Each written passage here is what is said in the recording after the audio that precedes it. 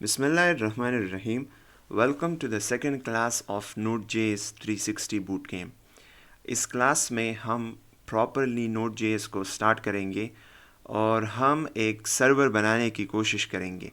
हमारा एंड गोल इस क्लास का ये होगा कि हम यूजिंग Node.js एक ब्लॉग मैनेजमेंट सिस्टम क्रिएट कर सकें, एक सिंपल सा ब्लॉग मैनेजमेंट सिस्टम जिसमें हम सारे ब्लॉग्स को व्यू कर सकें और फिर हर एक ब्लॉग को अलग-अलग भी व्यू कर सकें।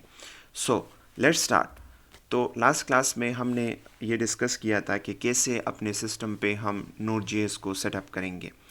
तो ये चेक करने के लिए कि आपके सिस्टम पे प्रॉपरली Node.js इंस्टॉल है कि नहीं, आप लोगों ने टर्मिनल खोलना होगा। And terminal is a window जहाँ पे हम ऑपरेटिंग सिस्टम्स पे डायरेक्टली कमांड रन करते हैं। वी गिव कमांड्स और ऑपरेटिंग सिस्टम उसको डायरेक्टली एग्जीक्यूट करता है। तो अगर आप विंडोज़ पे हैं तो कमांड प्रॉम्प्ट खोलें, और अगर आप लिनक्स या मैक ओएस पे हैं तो आप टर्मिनल खोलें और यहाँ पे आप लोग -v का कमांड रन करें। अगर आपके इस कमांड में कोई एरर नहीं आया तो इसका मतलब ये है कि आपके कंप्यूटर में या आपके सिस्टम में Node.js प्रॉपरली इंस्टॉल हो गया है और प्रॉपरली वो काम कर रहा है। अगर आपने लास्ट वीडियो तफसील से देखी हो, गौर से आपने उसको देखा हो, तो आपने नोट किया होगा कि मेरे पास उस वक्त नोट का जो वर्जन था वो वर्जन 18 था, लेकिन अभी मैंने LTS पे उसको अपग्रेड कर दिया है। नोट का जो लॉन्ग टर्म सपोर्ट वाला वर्जन है वो अभी वर्जन 20.11.1 है। तो अगर आपके पास भी कोई एक वर्जन प्रिंट हो गया है, इसका मतलब ये है कि आपका नोड सही तरीके से काम कर रहा है और आपके सिस्टम में नोड मौजूद है। हमने लास्ट क्लास में ये भी डिस्कस किया था कि अगर हम सिर्फ नोड लिखें और इस कमांड को एग्जीक्यूट करें तो एक एनवायरनमेंट खुल जाता है, इस टर्मिनल में एक इंटरफेस खुल जाता है जिसको रिपल इंटरफेस कहते हैं। रीड, इवॉल्वेट, प्रिंट और लूप। तो इसका मतलब ये है कि अगर आप यहाँ पे कमांड्स लिखते हैं तो ये पहले उसको रीड करता है, फिर उसको इवॉल्वेट करता है और हर कमांड के बाद उसका जो रिटर्न है, जो रिटर्न वैल्यू है, वो आपको यहाँ पे प्रिंट करता है। और अगेन एंड अगेन लूप्स में, एक लूप में आप कमांड्स रन कर सकते हैं, एक के बाद दूसरा, दूसरे के बाद तीसरा, and so on. You can run a list of commands using this REPL interface. और अगर आप इसको फिर क्विट करना चाहते, जब तक क्विट नहीं करते तब तक आप इसमें जावास्क्रिप्ट के स्निपेट्स वो रन कर सकते हैं। So we already discuss it, right. So अभी प्रॉब्लम ये है कि हम Node.js के कोड को आउटसाइड ऑफ द रिपल कैसे रन करेंगे, यानी प्रॉपरली Node.js के कोड को रन करने का क्या तरीका है। इस Node.js के इस रिपल इंटरफेस या रिपल एनवायरनमेंट से निकलने के लिए हम .exec का कमांड यूज़ करते हैं और ये इंटरफेस, इससे हम फिर निकल जाएंगे। सो द थिंग इज़ कि हम कैसे Node.js के कोड को प्रॉपरली रन करते हैं। तो आप अपनी IDE खोलें। मैं visual Studio code IDE recommend करूँगा। मेरे पास जो IDE है दैट इज़ कर्सर IDE, और IDE का बेसिकली मतलब है integrated development environment, which is basically in a software और अ टूल जिसमें वो सारे टूल्स और पैकेजेस होते हैं जो कि डेवलपमेंट में रिक्वायर होते हैं, जैसे कोड एडिटर हो गया, टर्मिनल्स हो गए, डिबगर हो गया, कंपाइलर हो गया, and all the stuff they are in the single software. तो फिर उस सिंगल सॉफ्टवेयर को IDE कहते हैं, integrated development environment. Visual Studio Code is an IDE। तो मेरे पास कर्सर IDE है which is Visual Studio Code, लेकिन उसमें कुछ AI फीचर्स उन्होंने on top of it implement किए हैं। सो आप एक फ़ोल्डर खोलें, जो भी फ़ोल्डर हो। मैंने आज के क्लास का फ़ोल्डर खोला हुआ है, मैं थोड़ा सा इसको जूम कर लूँगा, और उसमें मैंने एक main.js फाइल क्रिएट किया है। फॉरगेट अबाउट दिस data.js, इसके बारे में डिटेल से डिस्कस करते हैं बिट लेटर। तो लेट्स से आप अज्यूम करें कि मेरे पास एक main.js फाइल है। आप एक फ़ाइल क्रिएट करें, कोई भी नाम उसको दे दे, चाहे main.js हो, index.js हो, whatever it is। तो मैंने एक फ़ाइल जावास्क्रिप्ट का क्रिएट किया हुआ है विच इज़ main.js, और इसमें मैं सिंपल जावास्क्रिप्ट का कोड लिखता हूँ। लेट्स से मैं एक वेरिएबल बनाता हूँ मैसेज, और इसमें मैं लिखता हूँ all praise to Allah, this is our first Node program, right. और इस मैसेज को कंसोल करते हैं, console.log मैसेज। तो अगर आपने क्लाइंट साइड जावास्क्रिप्ट पढ़ा है तो आपने वहाँ पे देखा होगा कि आपने जावास्क्रिप्ट को HTML फाइल्स के साथ लिंक करना होता है, और फिर जब आप वो लिंक करते हैं और उन HTML फाइल्स को ब्राउज़र के अंदर खोलते हैं तो आपका जो कोड है वो फिर एग्जीक्यूट हो जाता है इनसाइड द ब्राउज़र। लेकिन हम इस कोड को, नोड जेएस के कोड को किस तरह एग्जीक्यूट करेंगे, यानी आउटसाइड ऑफ द ब्राउज़र हम किस तरह जावास्क्रिप्ट के कोड को एग्जीक्यूट करेंगे, रन करेंगे, इसके प्रोग्राम्स को कैसे चलाएंगे। तो मुझे एक टर्मिनल खोलना होगा और उस टर्मिनल में मुझे इस पाथ पे आना होगा, इस फोल्डर के अंदर आना होगा। तो अगर आपने विजुअल स्टूडियो कोड के अंदर ओपन फोल्डर यूज़ करते हुए एक फ़ोल्डर खोला है और आप यहाँ पे टर्मिनल में जाते हैं, where is the terminal, it's over here. अगर आप टर्मिनल में जाते हैं और न्यू टर्मिनल पे क्लिक करते हैं तो विजुअल स्टूडियो कोड आपके लिए एक टर्मिनल खोल देगा जो कि एग्जैक्टली उसी फोल्डर के अंदर होगा। अब मेरा जो फोल्डर है, मेरे जिस फोल्डर में main.js है वो basics creating a basic node server, और इसके अंदर कोड के फोल्डर में मेरा main.js का फाइल है। सो कहने का मकसद ये है कि ये सही पाथ पे है, सही फोल्डर के अंदर टर्मिनल मौजूद है। तो जब आप टर्मिनल को इस फोल्डर के अंदर खोल लेते हैं जिसके अंदर आपका ये जो जावास्क्रिप्ट का फाइल है, जावास्क्रिप्ट का प्रोग्राम है जिसको आप रन करना चाहते हैं, तो फिर आप ऐसा करें कि आप लिखें node main.js, राइट, और इसको रन करें, एंटर दबाएं और ये कमांड रन हो जाएगा। और ये क्या करेगा कि ये इस main.js जो प्रोग्राम है, ये जो फाइल है, इसको रन कर देगा। अब आप देखें यहाँ पे एक कंसोल हमें इसी टर्मिनल में मिल गया है, और इसी से आपको एक डिफरेंस का अंदाज़ा हो जाएगा, इन्वायरमेंट के डिफरेंस का, कि कैसे जावास्क्रिप्ट डिफरेंट इन्वायरमेंट में काम करता है। यही कंसोल है, आप अगर क्लाइंट में इसको कंसोल करते हैं तो आपको ये कंसोल ब्राउज़र के अंदर नज़र आएगा, क्योंकि ब्राउज़र के अंदर क्लाइंट साइड का जो जावास्क्रिप्ट है वो ब्राउज़र के अंदर एग्जीक्यूट होता है, तो आपको कंसोल भी वहाँ पे मिलेगा। लेकिन नोड.जेएस में नोड.जेएस के रन टाइम को यूज़ करते हुए जब हम जावास्क्रिप्ट का कोड एग्जीक्यूट करते हैं तो फिर जिस टर्मिनल में हम इस कमांड को रन करते हैं, इस प्रोग्राम को रन करते हैं, उसी टर्मिनल के अंदर हमें हमारा कंसोल मिलता है। So see, it's now outside of the browser environment. अब ये नोड हमने क्यों लिखा है? ये नोड बेसिकली हमने रन टाइम को स्पेसिफाई करने के लिए यूज़ किया हुआ है कि यूजिंग नोड रन टाइम आप main.js के प्रोग्राम को रन करो। अगर लेट्स से मेरे पास एक पाइथन का फाइल होता, लेट्स से main.py, ठीक है, एक्सटेंशन से डिफरेंट प्रोग्रामिंग लैंग्वेजेस का जो फाइल्स होते हैं वो डिफ्रेंशिएट होते हैं। तो ये एक्सटेंशन ही है जिसकी मदद से ऑपरेटिंग सिस्टम ये अंदाज़ा लगाता है कि ये किस टाइप का फ़ाइल है। तो main.js मतलब ये एक ऐसा फ़ाइल है जिसके अंदर जावास्क्रिप्ट का प्रोग्राम पड़ा है, और main.py मतलब ऐसा फाइल जिसके अंदर पाइथन का कोड होगा। तो मैं सिंपल console.log की तरह पाइथन में एक स्टेटमेंट है print, right, welcome from Python. अगर मैं इसको रन करना चाहता हूं तो मैं नोड main.py नहीं करूंगा, बल्कि मैं पाइथन का रन टाइम यूज़ करूंगा। हर एक लैंग्वेज के प्रोग्राम को रन करने के लिए उसी लैंग्वेज का रन टाइम चाहिए। तो पाइथन के प्रोग्राम को रन करने के लिए पाइथन का रन टाइम चाहिए, तो उसको स्पेसिफाई करने के लिए पाइथन और main.py। तो ये देखिए, वेलकम फ्रॉम पाइथन, ये प्रिंट हो गया है। It's just like the console.log in the JavaScript.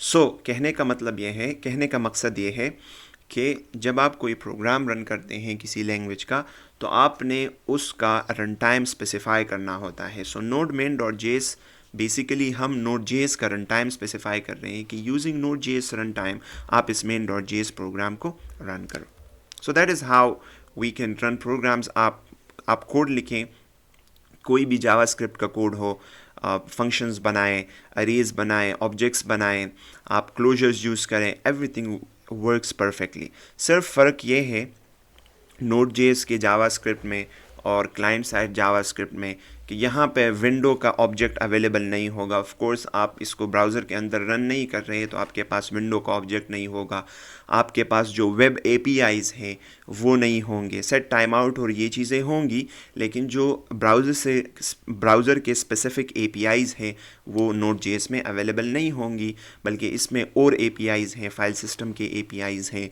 Operating system के साथ कम्युनिकेशन के एपीआईज़ हैं, उसके साथ इंटरेक्शन करने के एपीआईज़ हैं एंड सो ऑन, और वो आपको ब्राउज़र के अंदर नहीं मिलेंगी।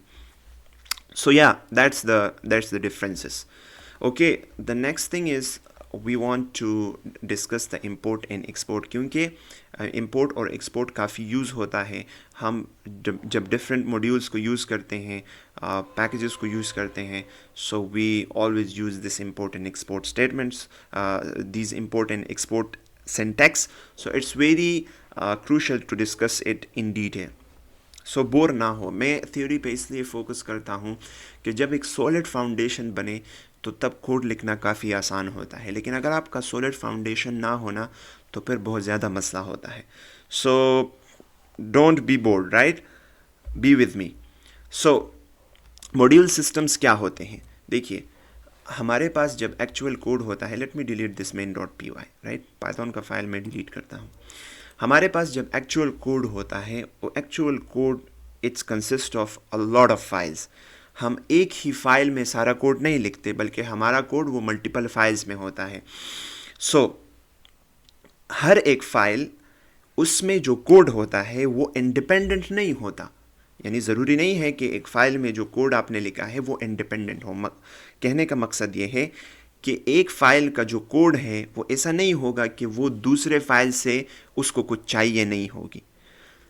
ज़रूर ऐसे आपको सिनेरियोज़ आपको मिलेंगी कि आपको एक फ़ाइल में, जब आपके पास मल्टीपल फाइल्स में कोड होगा तो एक फ़ाइल में दूसरे फाइल का कोड वो आप यूज़ करना चाहेंगे, तो उसके लिए आप फिर क्या करेंगे? जैसे मिसाल के तौर पर एक फंक्शन है, वो आपने data.js के अंदर डिफ़ाइन किया हुआ है, या कुछ एक अरे है वो आपके पास data.js में है और आप उसको main.js में यूज़ करना चाहते हैं।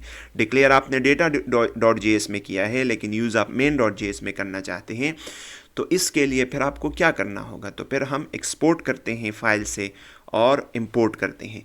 सो जब हमारे पास कोड मल्टीपल फाइल्स में होता है तो इन फाइल्स को मॉड्यूल कहा जाता है, और मॉड्यूल स्पेसिफिकली उस फाइल को कहते हैं जो कि एक्सपोर्ट करता है किसी दूसरे फाइल से कोड या इंपोर्ट करता है, right. So you can say when you have code split into multiple files, those files are called modules. So जो इस कलेक्शन ऑफ फाइल्स को फिर मॉड्यूल सिस्टम कहते हैं। So a system consist of modules is called module system, easy peasy. So हमारे पास जो module systems हैं वो दो किस्म के हैं। क्या मतलब? जो इंपोर्ट एक्सपोर्ट का सिंटैक्स है वो दो तरह का है जावास्क्रिप्ट में। एक जो है उसको कॉमन जेएस कहते हैं, और उसमें इंपोर्ट और एक्सपोर्ट के लिए रिक्वायर और मॉड्यूल डॉट एक्सपोर्ट्स का सिंटैक्स यूज़ होता है, ये कीवर्ड्स यूज़ होते हैं। और दूसरा जो हमारे पास मॉड्यूल सिस्टम है वो है ES6 मॉड्यूल सिस्टम या ES6 मॉड्यूल्स, जिसमें इंपोर्ट एक्सपोर्ट के लिए इंपोर्ट और एक्सपोर्ट के कीवर्ड्स यूज़ होते हैं। और इसको ES6 मॉड्यूल्स इसलिए कहते हैं क्योंकि ये इंपोर्ट और एक्सपोर्ट के कीवर्ड्स ये जावास्क्रिप्ट के ECMAScript 2015 या जिसको ES6 वर्जन कहते हैं ऑफ जावास्क्रिप्ट, उसमें इनको इंट्रोड्यूस करवाया गया था, और ये अब नया स्टैंडर्ड है। We prefer import and export statements, import and export keywords for importing and exporting obviously. Okay, लेकिन Node.js में काफ़ी कॉमन JS को यूज़ हम करते हैं और हम इसी को डिस्कस करेंगे।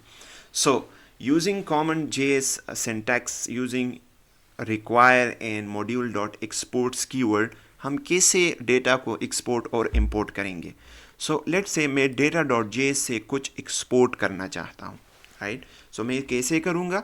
मैं यहाँ पे लिखूँगा using common JS of course.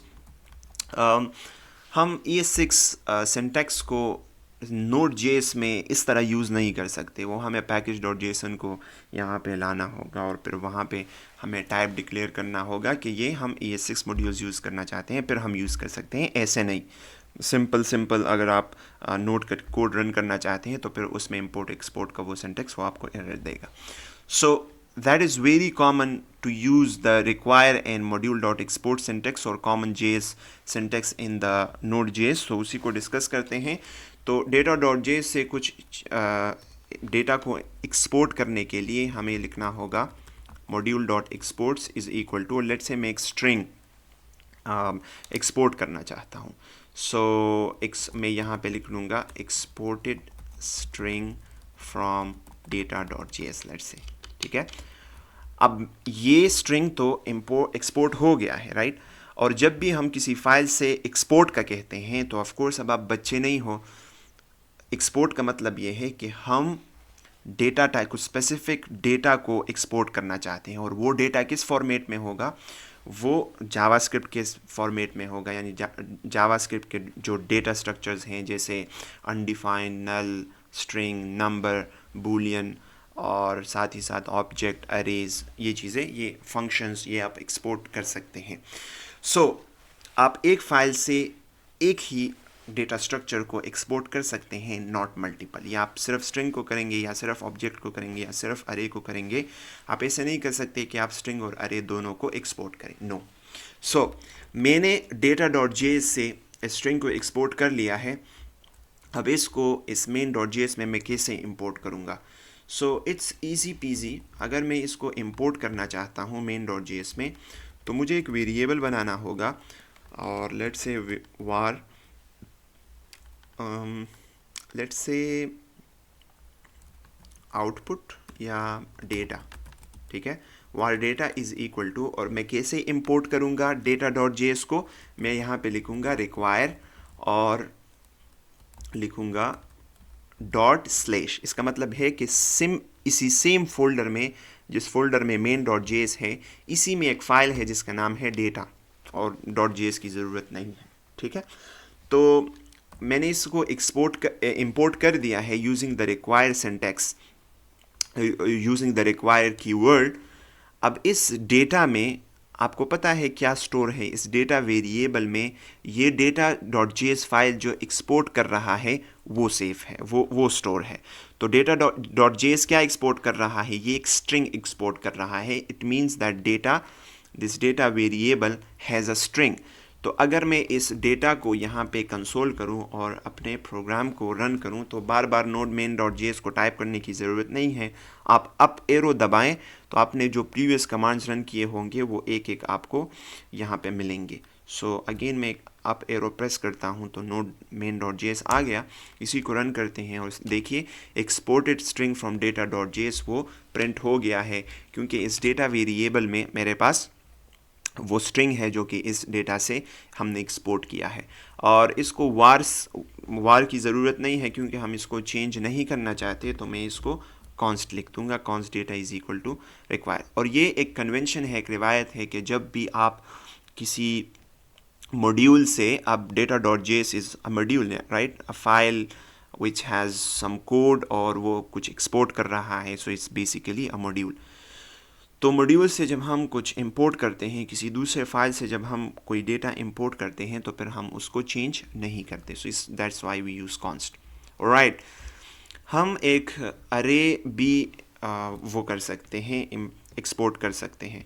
Instead of directly exporting a string, आप ऐसा भी कर सकते हैं कि आप यहाँ पे एक लेट्स से डेटा का एक वो बनाएं, एक वेरिएबल बनाएं, और उस वेरिएबल को असाइन करें दिस स्ट्रिंग, और ये वेरिएबल भी आप एक्सपोर्ट कर सकते हैं डायरेक्टली. ज़रूरी नहीं है कि आप उसी डायरेक्टली स्ट्रिंग, अगर आप स्ट्रिंग को एक्सपोर्ट करना चाहते हैं तो वो डायरेक्टली आपने यहाँ पे लिखना होगा, बल्कि आप वेरिएबल्स को भी एक्सपोर्ट कर सकते हैं. सो if I run this node main.js, so it's working perfectly fine. Let me create an array.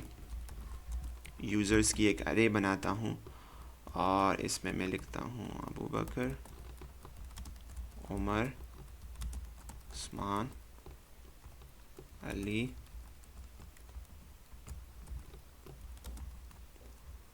Sariab, right, and so on. तो ये मैंने एक यूज़र्स की अरे बनाई है. मैं इस यूज़र्स की अरे को भी एक्सपोर्ट कर सकता हूँ, और मैंने चूँकि यहाँ पे इसको इंपोर्ट किया है और इसी इंपोर्ट को जो डेटा इंपोर्ट हो रहा है मैंने उसको कंसोल किया है। सो इस नोड main.js को रन करते हैं और देखते हैं कि हमें कंसोल में क्या मिलता है। तो आप देख सकते हैं कि हमें वो अरे ही मिल रही है।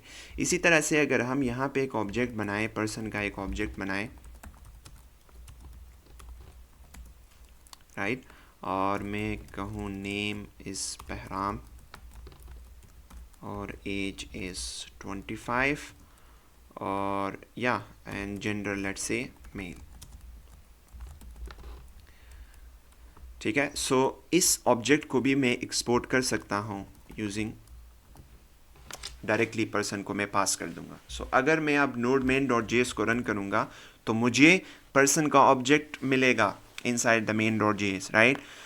अच्छा, मैं ऐसा भी कर सकता हूँ, आपको Node.js के अंदर ऐसा सिंटैक्स भी मिलेगा कि लोग इस तरह भी करते हैं, exports dot name is equal to let's say Bahram, right, और exports dot age is equal to let's say 25, लोग इस तरह भी करते हैं। तो अभी आप कहेंगे कि आपने तो कहा था कि हम एक फ़ाइल से, एक मॉड्यूल से सिर्फ एक ही डेटा स्ट्रक्चर को एक्सपोर्ट कर सकते हैं। ये तो आप multiple data structure, multiple type of data structure को एक्सपोर्ट कर रहे हैं। तो ये ऐसा नहीं है, ये एक ही है, लेकिन हमें नज़र ऐसे आ रहा है कि ये हम मल्टीपल डेटा टाइप्स को एक्सपोर्ट कर रहे हैं। It's basically exporting them in an object. ये ऐसे ही है जैसे आप यहाँ पे ऐसे लिख लें, module dot exports is equal to, और आप एक ऑब्जेक्ट बनाएं। तो ये बेसिकली एक ऑब्जेक्ट को एक्सपोर्ट करता है जिसमें नेम की प्रॉपर्टी होगी और एज की प्रॉपर्टी होगी, उनमें ये वैल्यूज़ होंगे। तो या आप ऐसे लिखें या आप ऐसे लिखें, नेम बहराम एज 25, आप ऐसे लिखें, both are one of the same thing, ठीक है। मैं इसको कमेंट करता हूँ और इसको सेव करता हूँ आपको प्रूफ करने के लिए कि ये देखिए यहाँ पे ये एक्सपोर्ट्स डॉट नेम और एक्सपोर्ट डॉट एज हमने किया है, लेकिन वो एक ऑब्जेक्ट को एक्सपोर्ट कर रहा है जिसमें नेम और एज के कीज़ है और नेम और एज के प्रॉपर्टीज़ हैं। कीज़ और properties one of the same thing. Alright, so आप ऐसा भी कर सकते हैं कि यहाँ पे बजाय 25 लिखने के पर्सन डॉट एज लिखें और यहाँ पे person dot name लिखें, right? So you can do it. So that is how we export and import in Node.js using the common JS syntax. आगे जाते हैं प्रोसेस और पोर्ट्स की तरफ। What are processes and what are ports? So ये main.js हमारा एक this is a program, right. It's a simple program जिसमें हम दो वेरिएबल्स बना रहे हैं और उनको कंसोल कर रहे हैं, which consist of 3 simple statements, लेकिन this is a program, right. जब आप इस प्रोग्राम को रन करते हैं, ये जब रनिंग स्टेट में ये प्रोग्राम चला जाता है, ये जब रन होता है तो इस प्रोग्राम को फिर प्रोसेस कहते हैं। और आप एक प्रोग्राम को से मल्टीपल प्रोसेसेस बना सकते हैं। मसलन आप 2-3 टर्मिनल खोलें, प्लस का निशान आप क्लिक करें, आपके पास एक और टर्मिनल आ जाएगा। For the sake of example imagine करें कि ये प्रोग्राम 10 सेकंड लेता है कंप्लीट रन होने में, और आपने इसको इस टर्मिनल के अंदर भी चलाया, इस टर्मिनल के अंदर भी चलाया, और 2-3 टर्मिनल्स और आपने क्रिएट कर लिए, उसके अंदर भी आपने इसको रन कर दिया। तो सिमल्टेनियसली बैक वक्त आपने 4-5 मरतबा इस प्रोग्राम को रन कर लिया है और एक ही वक्त में एक प्रोग्राम से 4-5 प्रोसेसेस बन गए हैं। So what is a process? Process is basically a program in execution और रनिंग प्रोग्राम। रनिंग प्रोग्राम या प्रोग्राम इन एग्जीक्यूशन को प्रोसेस कहते हैं। तो एक प्रोग्राम जब आप रन करते हैं तो वो एक प्रोसेस बन जाता है, और हर एक प्रोसेस की एक यूनिक आईडी होती है, एक यूनिक प्रोसेस आइडेंटिफायर होता है, जिससे ऑपरेटिंग सिस्टम डिफरेंट प्रोसेसेस को पहचानता है। अगर आप इसको देखना चाहते हैं तो आप अपने टास्क मैनेजर को खोलें और टास्क मैनेजर में आप प्रोसेसेस के अंदर चले जाएं, तो आपको यहाँ पे वो सारे प्रोसेसेस मिलेंगे जिन प्रोसेसेस को आपने, जिन एप्स को, जिन सॉफ्टवेयर्स को आपने रन किया है, वो आपको यहाँ पे नज़र आ जाएंगी। और अगर आप डिटेल्स में चले जाएं तो आपको बाकायदा यहाँ पे उनकी प्रोसेस आईडी भी मिल जाएगी। PID इसकी PID प्रोसेस आईडी 5508 है। क्रोम में जो डिफरेंट प्रोसेसेस चल रहे हैं उनकी आईडी प्रोसेस आईडीज़ ये हैं। सो कहने का मतलब ये है कि हमारे पास जब प्रोग्राम रनिंग स्टेट में चले जाते हैं तो फिर उन रनिंग प्रोग्राम्स को प्रोसेसेस कहते हैं और हर एक प्रोसेस की एक यूनिक आईडी होती है। Alright, so when you run it, it becomes a process. What is a port?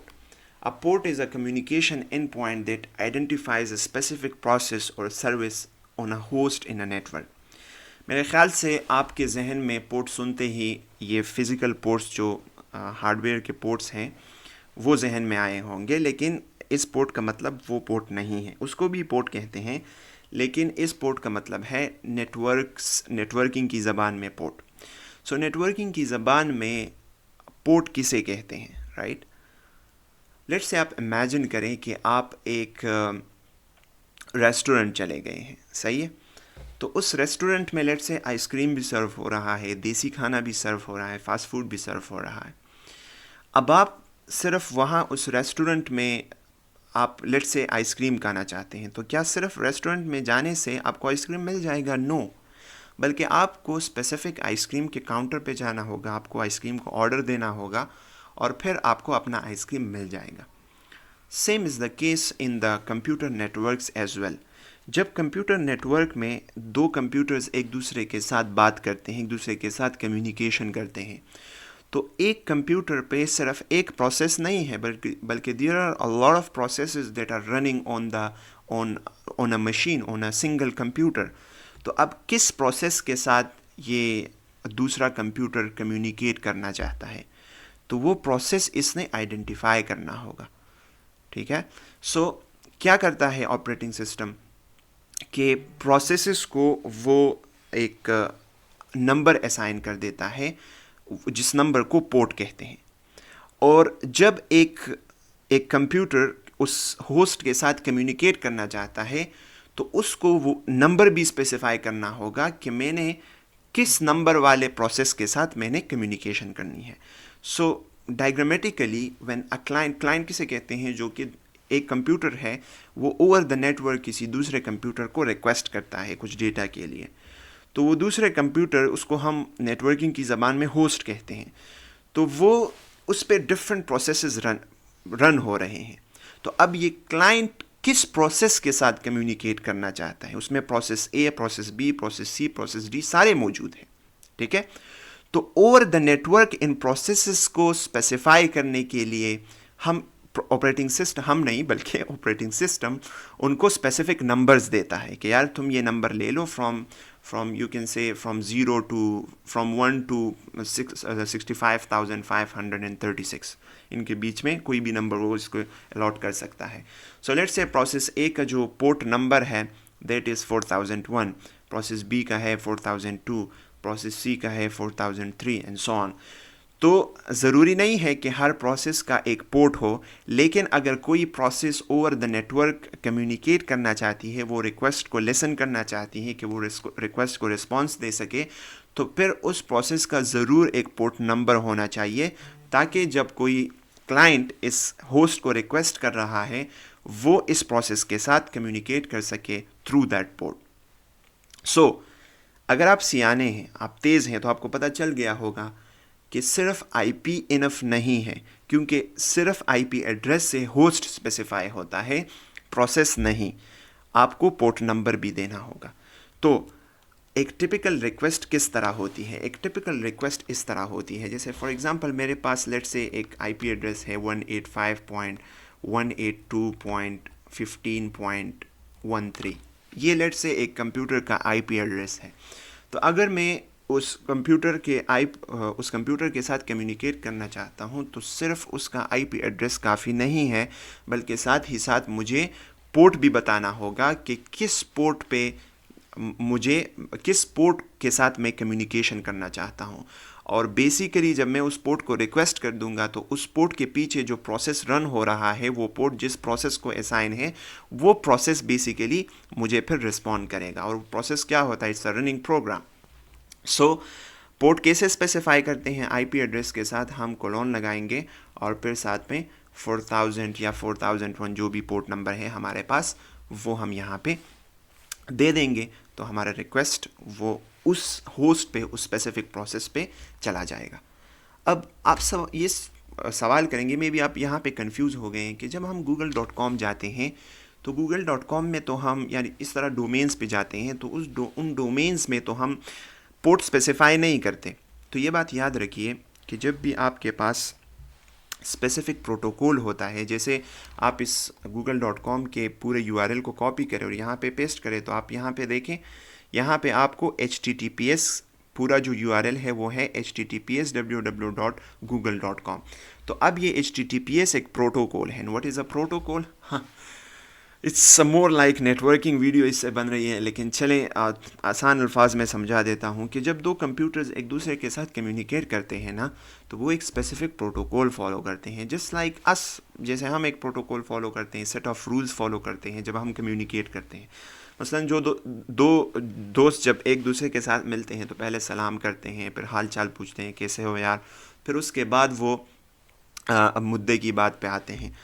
तो इसी तरह से कंप्यूटर में भी कम्युनिकेशन पॉसिबल करने के लिए, क्योंकि कंप्यूटर्स डिफरेंट मशीन्स वो डिफरेंट वो बनाते हैं, इंडस्ट्री यानी डिफरेंट कंपनीज बनाते हैं, तो डिफरेंट मशीन्स को एबल करने के लिए कि वो एक दूसरे के साथ कम्युनिकेट कर सके, हम प्रोटोकॉल्स बनाते हैं, सेट ऑफ रूल्स बनाते हैं कि जब एक कंप्यूटर दूसरे के साथ कम्युनिकेट करेगा तो वो ये सेट ऑफ रूल्स फॉलो करेगा तभी कम्युनिकेट कर सकेगा, वरना नहीं। तो HTTPS भी एक प्रोटोकॉल है जिससे क्लाइंट और server, using that protocol client और सर्वर एक दूसरे के साथ डेटा शेयर करते हैं, कम्युनिकेशन करते हैं।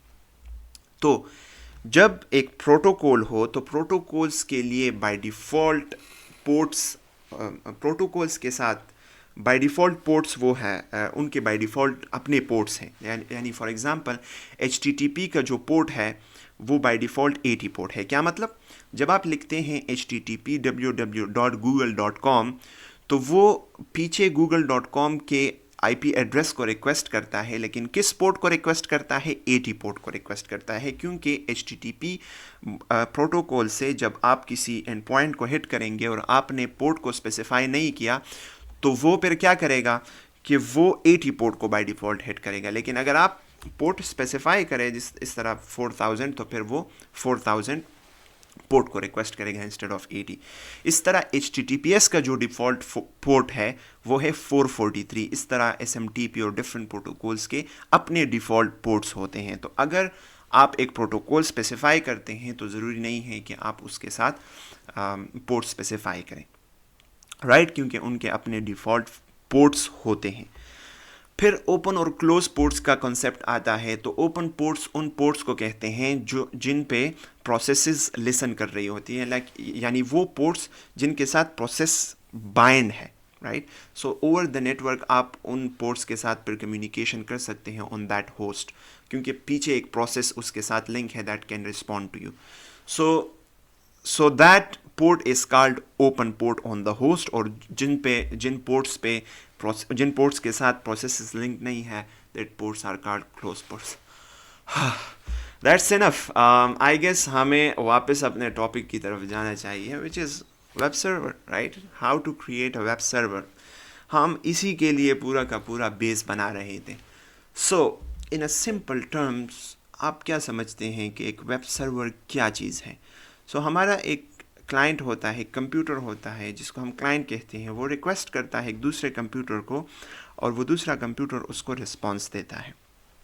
अब उस दूसरे कंप्यूटर में क्या खासियत है? क्या वो एक इंसान वहाँ पे बैठा है जो कि आपके रिक्वेस्ट को देख के आपको रिस्पॉन्स दे रहा है? नहीं, बल्कि वहाँ पे भी एक प्रोसेस चल रहा है, एक प्रोग्राम रन हो रहा है जो प्रोग्राम रिक्वेस्ट को लिसन कर सकता है और वो प्रोग्राम रिक्वेस्ट को रिस्पॉन्स भी दे सकता है। तो ऐसे प्रोग्राम, ऐसे रनिंग प्रोग्राम, ऐसे प्रोसेस को हम सर्वर कहते हैं और उस टर्मिनोलॉजी की वजह से उस पूरे कंप्यूटर को भी फिर सर्वर कहते हैं। तो हम ये कह सकते हैं, आपको समझाने के लिए मैं ये बात कह सकता हूँ कि जब एक प्रोग्राम रिक्वेस्ट को लिसन कर सकता है, उसको रिस्पॉन्स दे सकता है, तो उस रनिंग प्रोग्राम को, उस प्रोसेस को सर्वर कहते हैं। और वो प्रोसेस जिस कंप्यूटर पे रन हो रहा हो उसको भी आप सर्वर कह सकते हैं। So yeah enough is enough. How to create that server. अब हमें पता चल गया है कि सर्वर क्या चीज़ है। इट्स अ प्रोग्राम कि जो रिक्वेस्ट को लिसन कर सकता है और उसको रिस्पॉन्स दे सकता है। तो how to create it using Node.js। तो उसको क्रिएट करने के लिए हमें क्या करना होगा कि हमें बिल्ट इन लाइब्रेरीज को इस्तेमाल करना होगा। हमें फ्रॉम स्क्रैच कोई ज़रूरत नहीं है कि हम उस सर्वर को क्रिएट करें, वो कोड लिखें, बल्कि Node.js रन टाइम या Node.js को जब आप इंस्टॉल करते हैं तो उसमें अपनी लाइब्रेरीज़ हैं, अपनी डिफ़ॉल्ट पैकेजेस हैं या डिफ़ॉल्ट मॉड्यूल्स हैं, डिफ़ॉल्ट लाइब्रेरीज़ हैं। लाइब्रेरीज़ बेसिकली क्या है, वो भी फाइल्स हैं ना जिनमें पहले से कोड लिखा गया है, और जब आप नोड को इंस्टॉल करते हैं तो वो आपके पास आ जाते हैं। तो उनमें से एक लाइब्रेरी है, एक मॉड्यूल है, एक पैकेज है, जो भी आप उसको नाम दे दें, जिसका नाम है HTTP। And using that module we can create servers, right. So HTTP का मॉड्यूल यूज़ करते हुए हम एक सर्वर बनाने की कोशिश करेंगे। सो उसको कैसे इंपोर्ट करेंगे, रिक्वायर HTTP, राइट। और अब आप कहेंगे कि ये HTTP पैकेज कहाँ से आ गया, तो ये मॉड्यूल कहाँ से आ गया। And this is basically a file that is exporting something, right, and we are saving that whatever the HTTP module is exporting to this, we are saving that in this HTTP variable। अब सवाल ये पैदा होता है कि ये कहाँ पे है। तो आप जब node main.js कमांड रन करेंगे तो नोड का ये जो रन टाइम आप स्पेसिफाई कर रहे हैं, इस रन टाइम में ये HTTP मॉड्यूल मौजूद है। सो डोंट, इसकी चिंता ना करें। Alright, so how to create a server using this HTTP module.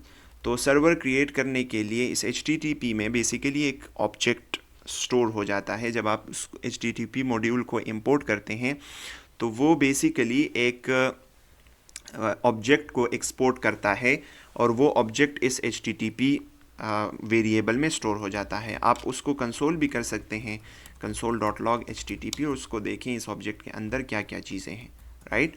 सो अब अगर आप देखें तो यहाँ पे एक क्रिएट सर्वर का मेथड मौजूद है, और इसी क्रिएट सर्वर के मेथड को हम यूज़ करते हुए अपना सर्वर बनाएंगे।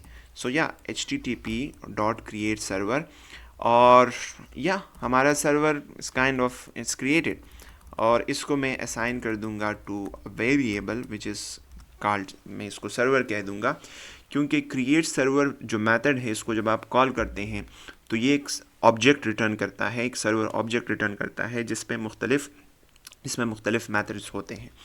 और उसमें एक मेथड है जिसको लिसन मेथड कहते हैं। तो हम server.listen मेथड को कॉल करेंगे और इसको बेसिकली एक पोर्ट नंबर असाइन करेंगे। देखिए मैंने आपको क्या कहा कि जब आप चाहेंगे कि आपका एक प्रोग्राम वो रिक्वेस्ट लिसन कर सके और वो ओवर द नेटवर्क कम्युनिकेट कर सके, तो आपने उसको एक पोर्ट देना होगा।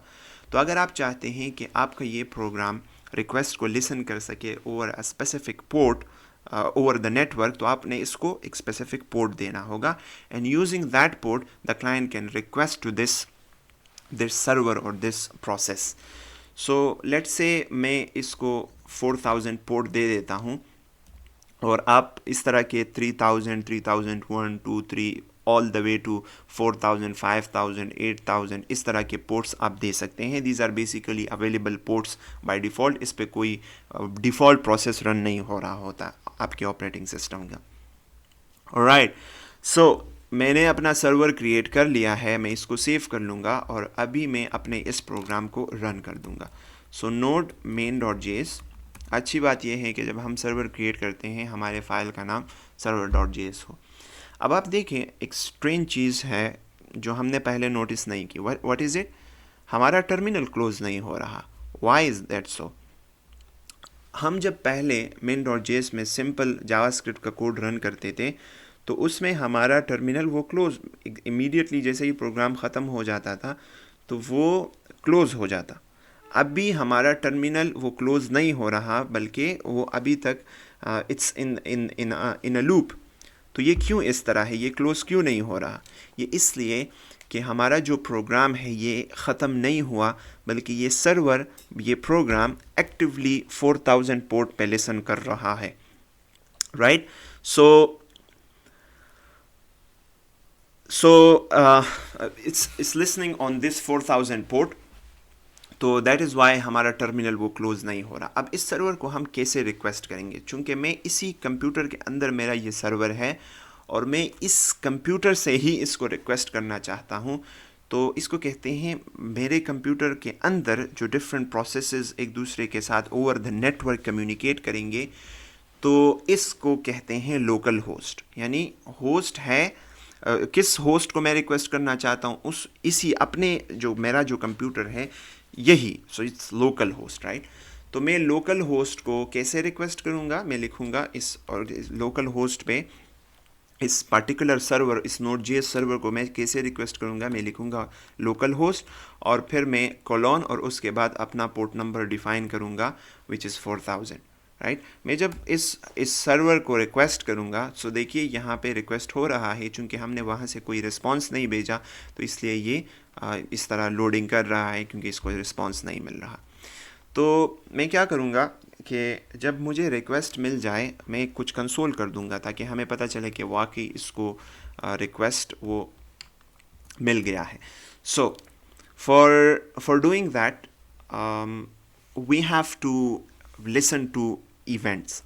जिस तरह क्लाइंट साइड जावास्क्रिप्ट में लेट्स से हमारे पास एक बटन होता था, वार बटन, और उसको हम गेट करते थे डॉक्यूमेंट डॉट क्यूरी सेलेक्टर और फिर हम लिखते थे बटन, राइट। और फिर उस बटन पे हम इवेंट लिस्नर लगा सकते थे। कैसे? एड इवेंट लिस्नर, और उसमें हमने पहले इवेंट टाइप ऑफ इवेंट को स्पेसिफाई करना होता था और एज अ सेकंड आर्गूमेंट हमने एक कॉल बैक पास करना होता था, और ये कॉल बैक तब रन होता जब ये इवेंट फायर हो जाता था। Same is the case over here. अगर आप Node.js में इवेंट्स को लिसन करना चाहते हैं तो यही काइंड ऑफ इसी तरह का सिंटैक्स है। तो मैं चाहता हूँ कि जब भी इस सर्वर को रिक्वेस्ट मिले तो एक फंक्शन कॉल हो। तो क्या करेंगे, सर्वर पे एक इवेंट लिसनर को ऐड करेंगे, और वो इवेंट लिसनर किस तरह हम ऐड करेंगे, not using dot add event listener बल्कि डॉट ओन, और एज अ फर्स्ट आर्गूमेंट हम इसको टाइप ऑफ इवेंट पास करेंगे विच इज़ रिक्वेस्ट। यानी जब इसको रिक्वेस्ट मिल जाए तो एक इवेंट फायर करता है, एक इवेंट फायर होता है, और वो इवेंट जब फायर हो जाए तो हम एज अ सेकंड आर्गूमेंट इसको एक कॉल बैक पास करेंगे और ये इस कॉल बैक को कॉल करेगा। तो ये हमारे लिए Node.js इस कॉल बैक को कॉल करेगा, हम नहीं करेंगे जब भी रिक्वेस्ट मिले। तो जब Node.js इसको कॉल करता है, इसको एज अ फर्स्ट आर्गूमेंट इस फंक्शन को रिक्वेस्ट का एक ऑब्जेक्ट देता है, और एज अ सेकंड आर्गूमेंट इसको रिस्पॉन्स का एक ऑब्जेक्ट देता है। रिस्पॉन्स का ऑब्जेक्ट का मतलब ये है कि इसमें वो तमाम की तमाम यूटिलिटीज़ होती हैं, वो तमाम के तमाम फंक्शंस होते हैं जो कि रिस्पॉन्स भेजने के लिए ज़रूरी होते हैं। और रिक्वेस्ट के ऑब्जेक्ट में रिक्वेस्ट से मुताल्लिक़ तमाम के तमाम इंफॉर्मेशन वो स्टोर होती है। तो मैं इस फंक्शन के अंदर क्या करूँगा, मैं एक सिंपल कंसोल करूँगा कि a request is received, ठीक है, और इसको सेव करते हैं। तो जब भी इस प्रोग्राम को, इस सर्वर को रिक्वेस्ट हिट करेगा तो ये कंसोल होगा। तो जितनी मरतबा भी इस रिक्वेस्ट हिट करेगा तो उतनी मरतबा हमारे पास ये कंसोल आएगा। तो दोबारा से इस प्रोग्राम को रन करते हैं। A request is received, because यहाँ पे ऑलरेडी ये लोडिंग कर रहा है, तो एक रिक्वेस्ट हमें रिसीव्ड हो गया है। लेकिन चूंकि हम रिस्पांस नहीं भेज रहे हैं तो यहाँ पे जब रिस्पांस इसको नहीं मिल रहा तो ये कॉन्स्टेंटली लोडिंग कर रहा है। अगर दोबारा से हम इसको क्रॉस करें और रिक्वेस्ट करें, सो देखिए एक और रिक्वेस्ट मौसूल हो गया है। अगर हम दोबारा से करें तो एक और रिक्वेस्ट वो रिसीव हो गया है। सो अब रिस्पांस किस तरह भेजेंगे, हम नहीं चाहते कि हम अपने इस ब्राउज़र को हमारा जो लाडला ब्राउज़र है उसको हम इस तरह लूप में रखें। तो रिस्पांस भेजने के लिए हमारे पास रिस्पांस का जो ऑब्जेक्ट है, इसको आप कोई भी नाम दे सकते हैं। कि फंक्शन डिफिनीशन में जब आप पैरामीटर्स डिफ़ाइन करते हैं तो उसको आप कोई भी नाम दे सकते हैं। रिक्वेस्ट पूरा भी लिख सकते हैं, जस्ट क्यू भी लिख सकते हैं, जस्ट एस भी लिख सकते हैं, what ever you want. So response पे डिफरेंट रिस्पांस के ऑब्जेक्ट में हमारे पास डिफरेंट मेथड्स हैं। तो रिस्पांस भेजने के लिए जो मेथड है that is response dot right, और इस रिस्पॉन्स डॉट राइट के अंदर हम सर्वर क्या भेजता है, HTML भेजता है ना, तो हम HTML भेज देंगे। सो HTML और फिर HTML के अंदर हेड होता है और फिर उस हेड के अंदर टाइटल होता है, और लेट्स से हम यहाँ पे टाइटल में होम लिख देंगे। This is not the proper way of sending HTML from Node.js, लेकिन this is actually it works, right. So आगे हम इस तरह HTML नहीं भेजेंगे, we will send HTML in a more decent way, लेकिन that is how we start.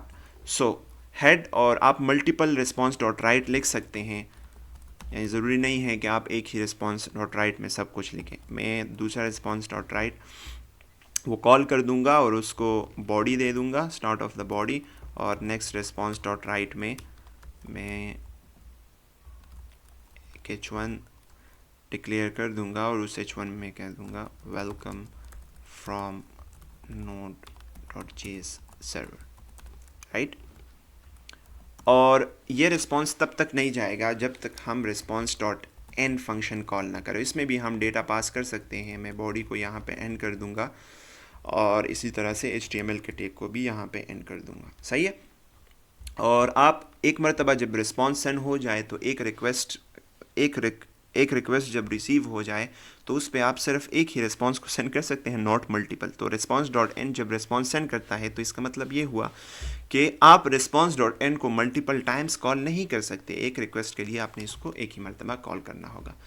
तो मैं दोबारा से अपने इस सर्वर को रिस्टार्ट कर देता हूँ और मुझे रिक्वेस्ट यहाँ पे रिसीव हो गया है, और आप देख सकते हैं कि यहाँ पे वेलकम फ्रॉम Node.js सर्वर वो इसने शो कर दिया है, क्योंकि रिस्पॉन्स में इसको वो पूरा HTML मिल गया है।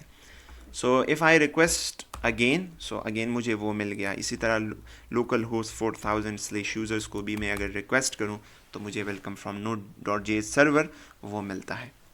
नाउ द थिंग इज़ कि हम किस तरह मुख्तलिफ, यानी हमने जो सर्वर्स देखे हैं हम उसको जब उसके मुख्तलिफ राउट्स हिट करते हैं, यानी मुख्तलिफ पाथ्स हिट करते हैं in the URL, base URL same होता है लेकिन स्लैश के बाद जब वो पाथ हम डिफरेंट करते हैं तो हमें डिफरेंट काइंड ऑफ डेटा नज़र आता है। तो वो हम कैसे करेंगे तो उसको डिस्कस करते हैं, लेकिन उससे पहले थोड़े रिक्वेस्ट और रिस्पॉन्सेस को डिटेल से समझने की कोशिश करते हैं कि HTTP प्रोटोकॉल में हमारे पास जो रिक्वेस्ट और रिस्पॉन्सेस होते हैं वो कैसे होते हैं। तो in HTTP protocol the request is sent in a plain text, और फिर HTTPS में उसी टेक्स्ट को encrypt किया जाता है, and that is gibberish then you can't understand that. So a typical request looks like this, right? This is a typical request. इसमें क्या है कि सबसे पहले on the first line, on the start of the first line request method होता है। हमारे पास different request के मेथड्स हैं, पोस्ट मेथड है, गेट मेथड है, पुट मेथड है, पेज मेथड है, डिलीट मेथड है, ऑप्शंस मेथड है। सो हमारे पास डिफरेंट मेथड्स हैं। तो सबसे पहले वो मेथड को स्पेसिफाई करता है और फिर रिक्वेस्ट के लाइन पे एक स्पेस होता है मेथड के बाद, और फिर उसके बाद बेस URL के बाद जो पाथ होता है वो स्पेसिफाई होता है। तो अगर आप बेस URL को रिक्वेस्ट करते हैं, बेस URL का मतलब है जस्ट लोकल होस्ट 4000, तो इसको बेस URL कहते हैं। उस सिनेरियो में फिर आपके पास जो पाथ है वो सिर्फ स्लैश होगा, और अगर आप /users को रिक्वेस्ट करते हैं लोकल होस्ट 4000/users, तो फिर आपके पास जो पाथ है वो होगा /users यहाँ पे, ठीक है। फिर HTTP का वर्जन डिफाइन होता है, और फिर नेक्स्ट लाइन से हेडर स्टार्ट हो जाते हैं, और हेडर्स की वैल्यू पेयर्स होते हैं, और उन की वैल्यू पेयर्स में आपको होस्ट का हेडर होता है, डिफरेंट हेडर्स होते हैं, कंटेंट टाइप का हेडर होता है। Content type header is for the data कि ये डेटा किस फॉर्मेट में है, ठीक है। मैं जो भेज रहा हूँ आपने ये जो डेटा मैं भेज रहा हूँ ये मल्टी पार्ट फॉर्म डेटा है कि ये JSON डेटा है, किस फॉर्मेट में है। और फिर एक एम्प्टी लाइन होता है, और उस एम्प्टी लाइन के बाद रिक्वेस्ट का डेटा होता है। इसी तरह रिस्पॉन्स कैसे होता है, उसमें सबसे पहले स्टार्ट लाइन में HTTP का वर्जन होता है, फिर उसके बाद रिस्पॉन्स का स्टेटस कोड होता है, और फिर उसके बाद रिस्पॉन्स का स्टेटस टेक्स्ट होता है। जैसे 403 का मतलब फॉरबिडन, उसका स्टेटस टेक्स्ट है, 404 का स्टेटस टेक्स्ट वो नॉट फाउंड है, एंड सो ऑन। फिर रिस्पॉन्स के हेडर्स होते हैं, फिर एक खाली लाइन होता है, फिर उसके बाद बॉडी होती है, और कंटेंट टाइप भी यहाँ पे रिस्पॉन्स में होता है कि ये जो मैं कंटेंट भेज रहा हूँ ये आपने ये किस फॉर्मेट में है। तो फिर ब्राउज़र उसको यानी जो क्लाइंट है वो उसके अकॉर्डिंगली एक्शन लेता है। अगर ये HTML है तो वो HTML को जनरेट करता है, और अगर फिर HTML नहीं है, वो कहता है कि ये जेसन है, प्लेन टेक्स्ट है, तो फिर वो इसको एज जेसन ट्रीट करता है। So that is there are request and responses. So हमारे रिक्वेस्ट में मतलब URL भी मौजूद है, मेथड भी मौजूद है, तमाम के तमाम। अगर ये HTTP रिक्वेस्ट है तो इनमें ये सारी चीज़ें मौजूद होनी चाहिए। Yes, they all are present in the request. अगर आप इस रिक्वेस्ट को कंसोल करें, जब आपको एक रिक्वेस्ट मिले, आप इस रिक्वेस्ट को कंसोल करें, रिस्टार्ट द सर्वर, और यहाँ से इसको रिफ़्रेश करें। मैंने स्लैश यूज़र्स को रिक्वेस्ट किया है, तो it's a very long object. आपको इसमें डिफरेंट इम्पोर्टेंट वो प्रॉपर्टीज़ मिल जाएंगी। जिस प्रॉपर्टी को हम देख रहे हैं that is URL and method. तो I can't locate it over here, लेकिन मुझे पता है कि रिक्वेस्ट के अंदर आपके पास URL की भी एक प्रॉपर्टी होती है और मेथड की भी एक प्रॉपर्टी होती है। I can destruct the URL and method from the request, right? और इसी request URL और method को कंसोल करते हैं। URL और method स्टार्ट करते हैं, and when we resend the request, तो आप यहाँ पे देखिए 2 रिक्वेस्ट मौसूल हुए हैं। The first request the browser sent to our server is the /users। उसका URL क्या था? /user था। बेस URL यानी जो बेस URL होता है जैसे लोकल होस्ट 4000, वो नहीं, उसके बाद जो पाथ है that is basically included in this URL। वो है /users, और जो मेथड है वो क्या है? वो get है। और फिर जो दूसरा रिक्वेस्ट हुआ वो favicon.i को, यानी फेविकॉन के लिए ब्राउज़र ने रिक्वेस्ट किया। और फेविकॉन किसे कहते हैं? ये जो आप ऊपर ये आइकन्स देख रहे हैं, दिस इज़ बेसिकली फेविकॉन। तो ब्राउज़र एक HTML के लिए रिक्वेस्ट जब कर लेता है, उसको HTML मिल जाता है और उसको फेविकॉन नहीं मिलता, तो वो फेविकॉन के लिए अलग से फिर रिक्वेस्ट करता है। So that is why you are getting 2 request over here. Now हमारा गोल क्या है कि हम डिफरेंट URLs पे और डिफरेंट मेथड्स पे डिफरेंट डेटा को भेज सकें। मसलन अगर हमारे पास गेट मेथड से कोई बेस URL को हिट करता है तो हम उसको एक HTML रिटर्न करेंगे, अगर कोई /users को हिट करता है तो हम उसको दूसरा HTML रिटर्न करेंगे। तो ये कैसे करेंगे? See it's easy PG. हम यहाँ पे इफ़ स्टेटमेंट लगाएंगे। हम यहाँ पे लिखेंगे कि if URL is equal to base URL यानी स्लेश के बराबर हो, तो हम उस टाइम पे क्या करना चाहते हैं, हम इस पूरे इसको कॉपी कर लेंगे और हम यहाँ पे पेस्ट कर देंगे welcome from Node.js server, welcome to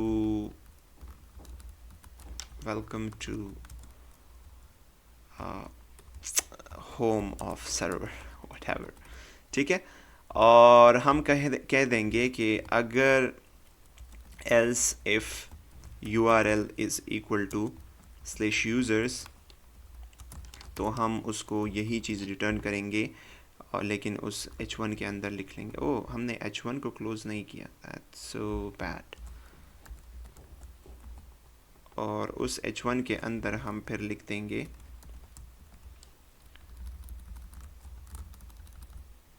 welcome to the users page, right. और जब कुछ भी नहीं होगा, जब न बेस URL होगा न /users होगा, तो फिर हम जनरल रिस्पॉन्स पेज देंगे। नॉर्मली इसको यानी 404 एरर कहते हैं कि एरर 404 ये पेज सर्वर पे डिफाइन नहीं है, पेज नॉट फाउंड, राइट। और मेक सेंस।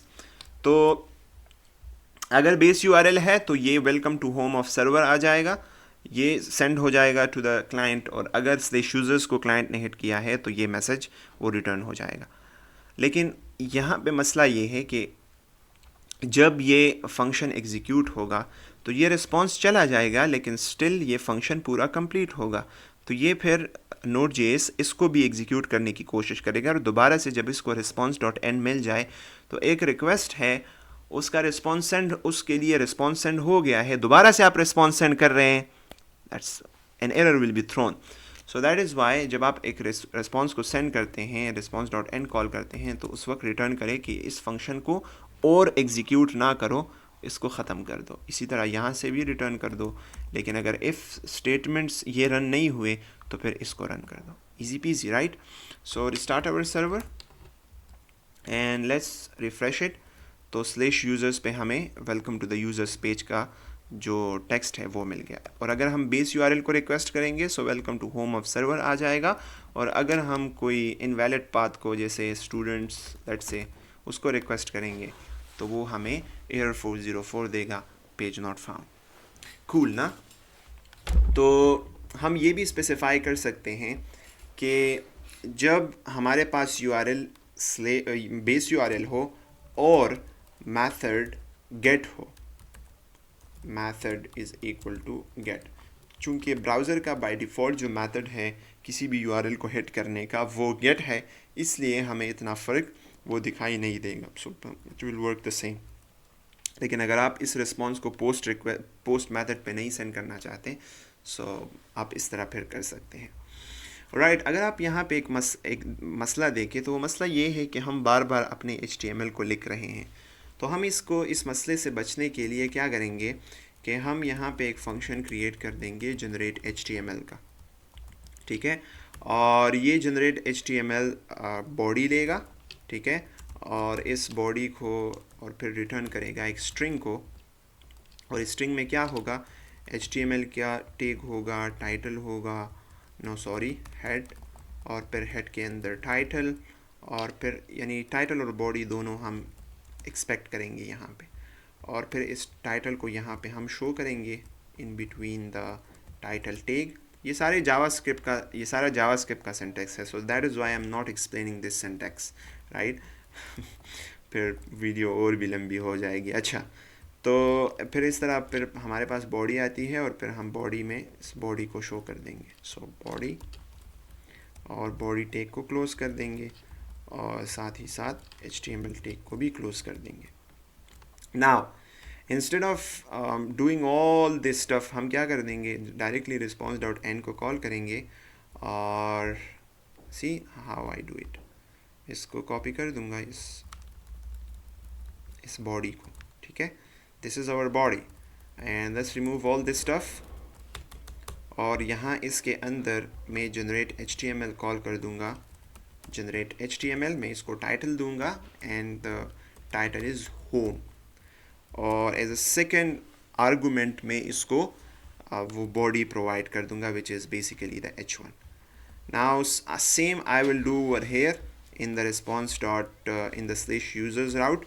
तो स्लैश यूजर्स राउट में भी मैं response.end के अंदर जनरेट HTML कॉल करूँगा, और ये फंक्शन इस पूरे स्ट्रिंग को रिटर्न कर रहा है, सो बेसिकली response.end को ये पूरा स्ट्रिंग मिलेगा.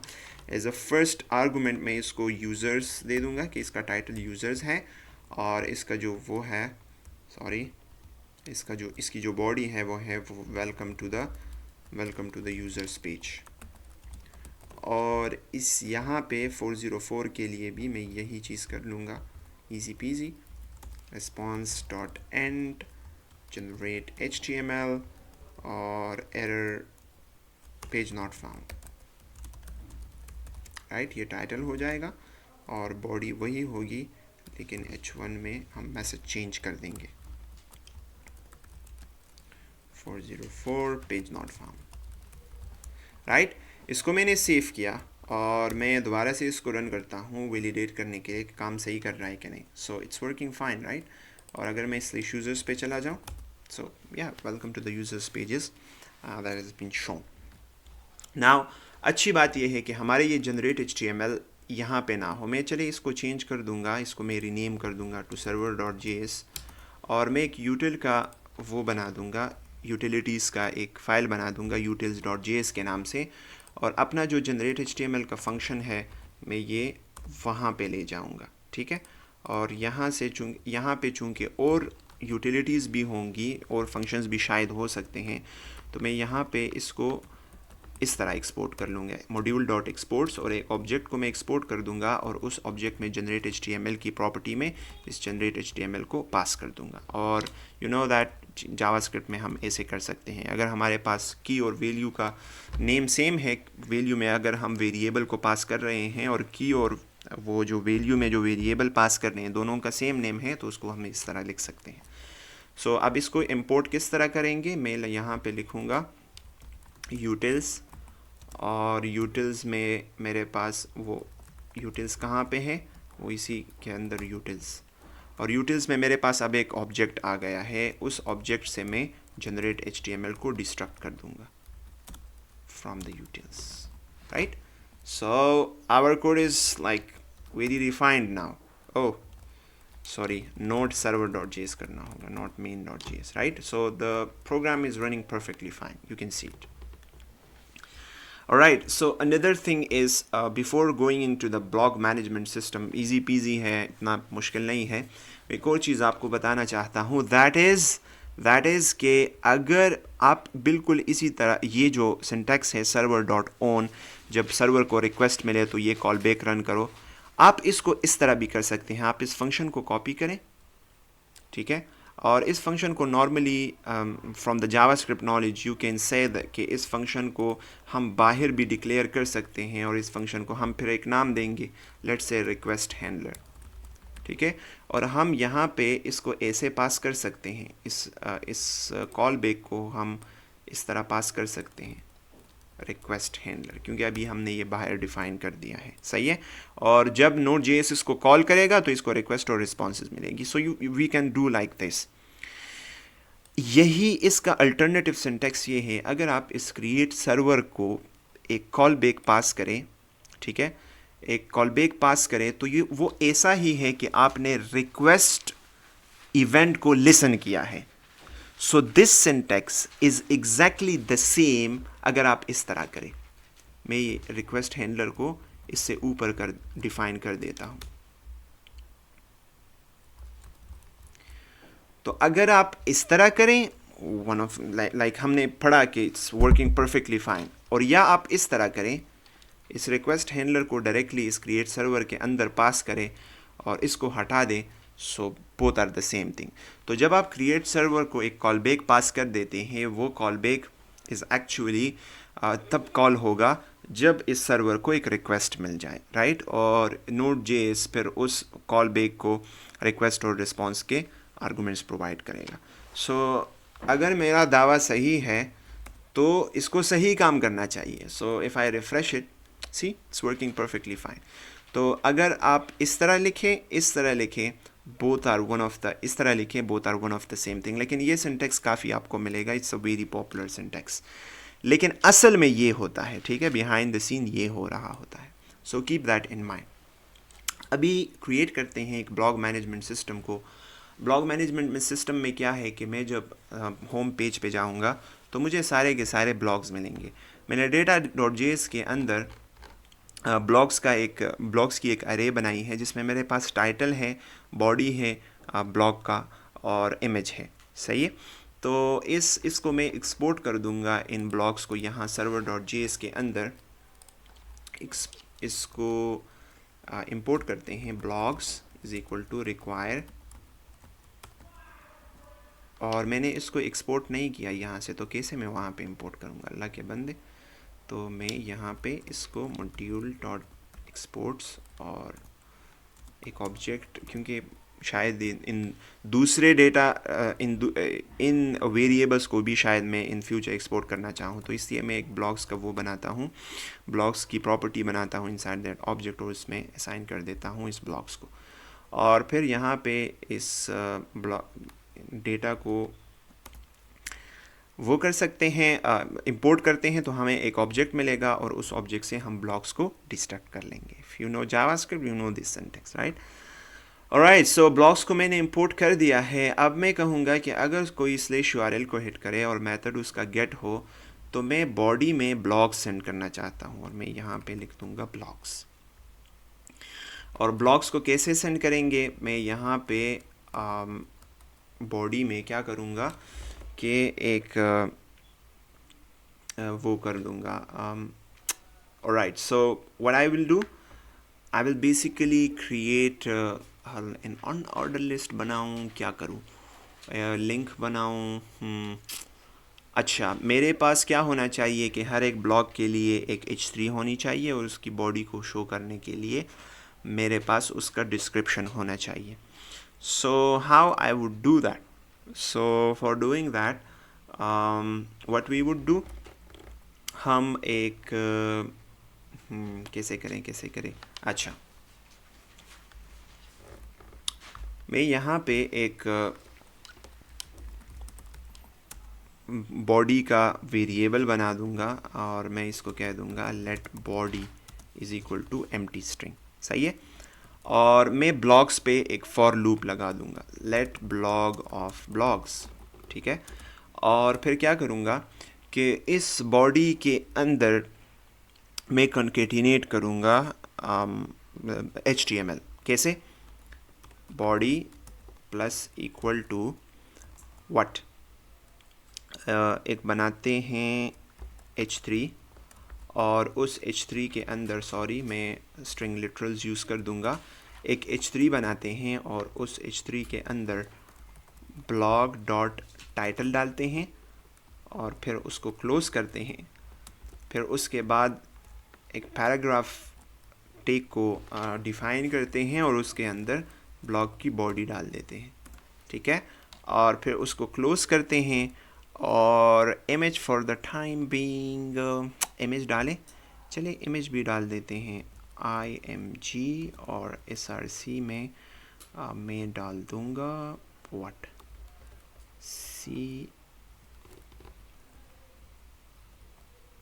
मैं src में blog डॉट इमेज डाल दूंगा क्योंकि वहाँ पे मैंने ऑलरेडी src दी है और इस इमेज को मैं क्लोज़ कर दूंगा. Right. The next thing is मैं हर एक ब्लॉग पे क्या कर रहा हूँ कि h3 इमेज और p को इस बॉडी में अपेंड कर रहा हूँ. अब मुझे एक चीज़ क्या चाहिए कि br, हाँ p तो ब्लॉक टैग एलिमेंट है, मैं अगर br लगा लूँ ना लगा लूँ one of the same thing, और इसको भी हटा दूँ. सही है. सो इस बॉडी को फिर पास कर देते हैं यहाँ पे और अपने सर्वर को रिस्टार्ट करते हैं. सो अगर मैं इस बेस URL पे चला जाऊँ तो ये देखिए मेरे पास सारे ब्लॉग्स आ गए हैं. इंट्रोडक्शन टू जावास्क्रिप्ट, ये उसका टाइटल हो गया, this is the image and this is the, so this is sent by our server when we hit the base URL. आप ऐसा भी कर सकते हैं कि अगर स्लैश ब्लॉग्स को कोई हिट करे तो भी सारे ब्लॉग्स को रिटर्न कर दें, या आप एक वो बना दें कि फीचर्ड ब्लॉग्स, फीचर्ड का एक वो URL बना दें फीचर्ड, और इसमें 2-3 ब्लॉग्स सिर्फ इंक्लूड कर दें. तो कोई अगर फीचर्ड को रिक्वेस्ट करेगा so that will B basically सिर्फ फीचर्ड ब्लॉग्स उसको नज़र आएंगे. हम ऐसा भी कर सकते हैं कि हम जब इस पे क्लिक करेंगे तो वो ब्लॉग हमें किसी दूसरे URL पे ले जाए और हम उस URL पे सिर्फ उसी ब्लॉग को दिखा दें, लेकिन that will be a very lengthy thing to do और शायद काफ़ी ओवरवेलमिंग भी आपके लिए हो जाए. वीडियो काफ़ी लंबी हो गई है. I will stop it over here, and inshallah in the next video we will learn how the event loop work and what the hell is the event loop, right? So इस तरह के सख्त अल्फाज इसलिए यूज़ किए हैं कि it's so much boring, it's so much complex and not boring but so much complex और आसानी से समझ नहीं आता. So मैंने एक टास्क भी आप लोगों के लिए यहाँ पे ऐड किया है, which is just like the blog management system. आप लोग रेसिपीज़ का एक वो बनाएं और उसमें बस ये पहला वाला काम करें, दूसरा वाला काम ना करें, क्योंकि ये हमने नहीं किया, उससे वीडियो बहुत ज़्यादा लंबी हो जाएगी. इतनी ख़ास ज़रूरत भी नहीं है कि हम इसको कर लें. सो आप एक पेज बनाएं जिसमें ऑल रेसिपीज़ आप उसको शो करें, उनमें इमेजेस डालें जिस तरह मैंने डाले हैं, उनको कुछ कंटेंट डालें और इसकी अच्छा सा डिज़ाइन बनाएं. I hate bad design but I don't have the time to do the designs in the video. So yeah, that's it from my side. It's Umair Sayyed signing off. Inshallah, If you have any questions, just put that in the comments, and when I am free I will get back to you. So that's it for today. Inshallah, see you in the next video.